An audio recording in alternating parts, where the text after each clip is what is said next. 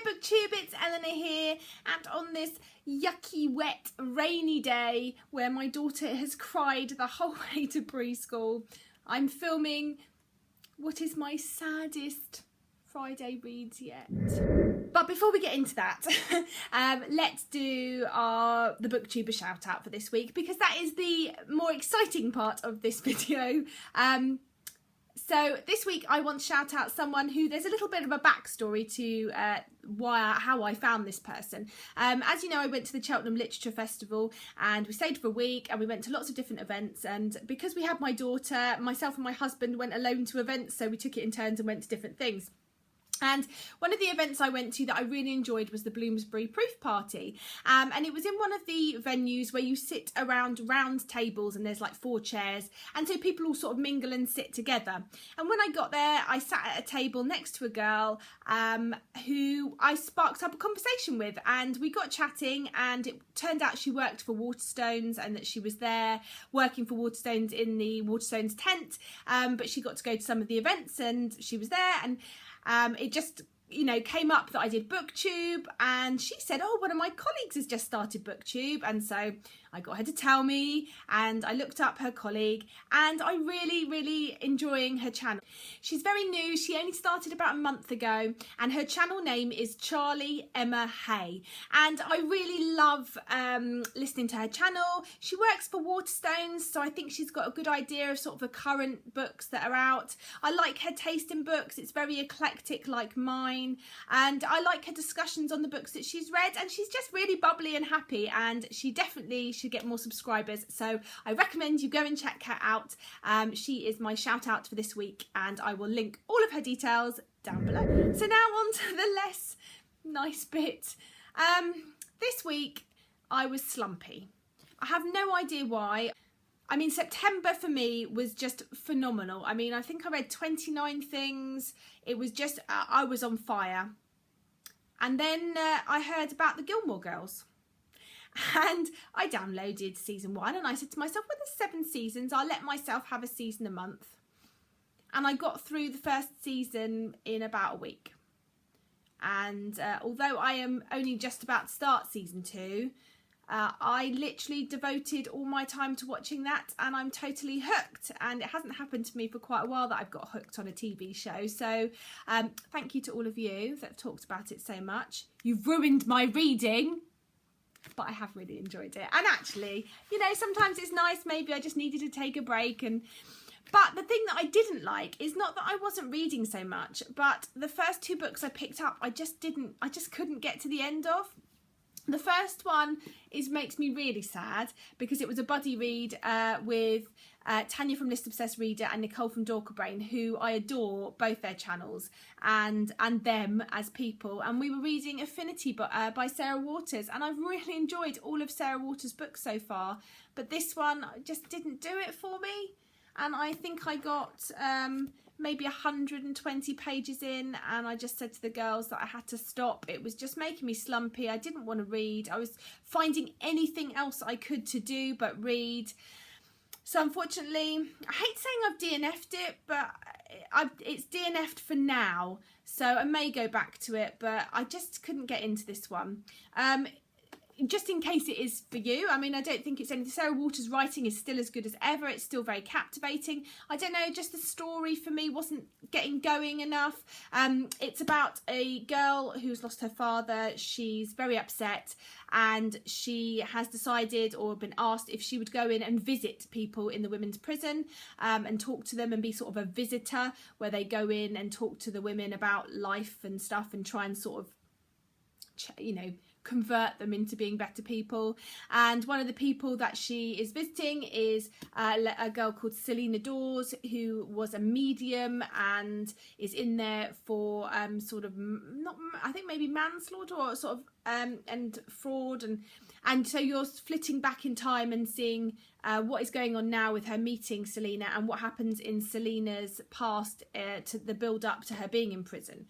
And I wanted to like it, but it just wasn't going enough for me, and I just felt it wasn't the right book for me at the time, so I had to put this one down. And then I picked up a book which I was sure I was going to like, because it was a totally different type of book, and it was Reasons She Goes to the Woods by Deborah K. Davies, and this book is very interesting. I first heard about it on Mercedes from Mercy's Bookish Musings channel, and each page is like this. You have like a little heading and then a one-page chapter, and the whole book is set out like that.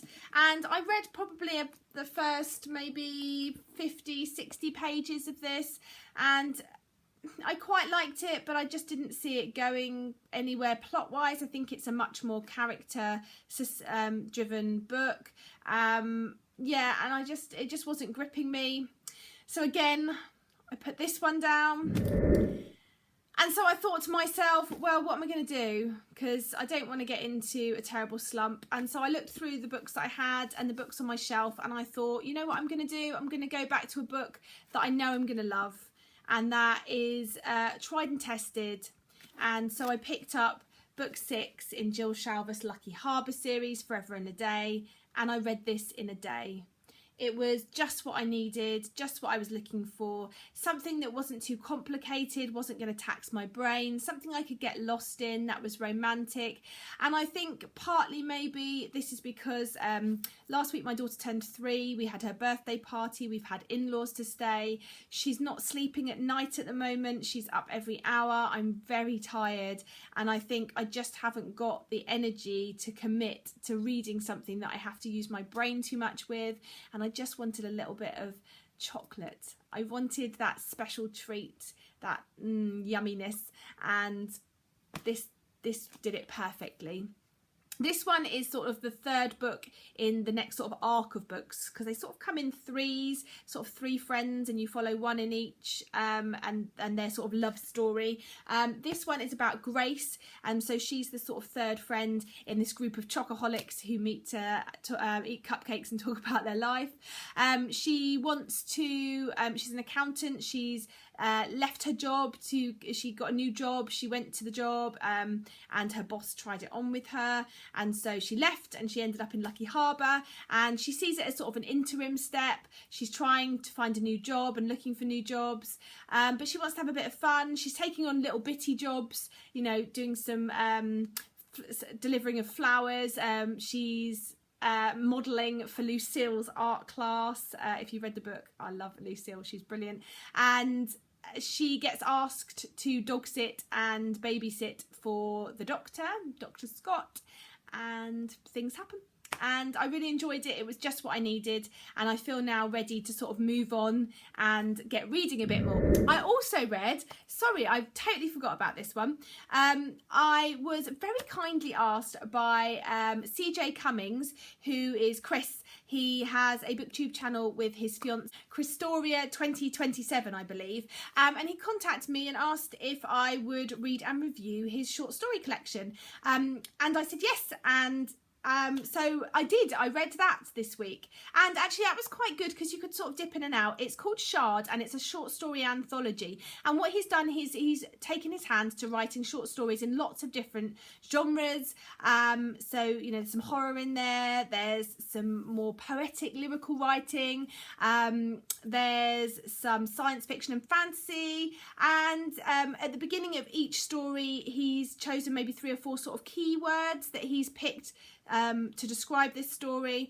And again, short stories are just really not my thing, and I'm probably the worst person to review them, but I really want to get into short stories. And there was 1 or 2 short stories in his collection that really sort of I really enjoyed. The one that I enjoyed the most was Varg the Unfortunate, which was about an unfortunate type of vampire, but set in sort of a science fiction world on a different planet or a different place, and this is the sort of short story that I really enjoyed, and I wish was a whole story. I think I could have enjoyed a story that was fleshed out, and a plot of that short story as a whole novel. So I really enjoy when you read something like that, and it does leave you wanting more, although part of me doesn't like it because I don't like to be left wanting more. But that was probably my favourite one of the lot. I really enjoyed his writing style. As I say, I'm not the best for reviewing short stories because they're not my genre of choice. But I did really enjoy it. I really enjoyed his writing, and Varg the Unfortunate is definitely worth checking out if you get a chance to pick up this short story anthology. And I gave this one 3 stars. Oh, and I should have said, I'm not good at this week.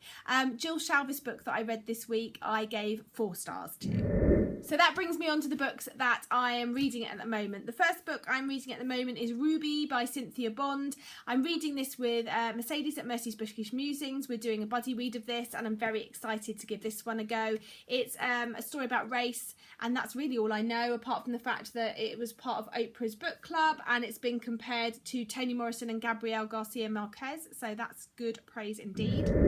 I'm hoping with Tanya from List Obsessed Reader and possibly Nicole from Dog Brain, but I think she may be taking herself out of this buddy read, because as we all seem to do, I think she's just buddy read out and wants a bit of a breathing space, and that's totally fine. And so I think me and Tanya are going to be hopefully reading The Hollow by Agatha Christie this week.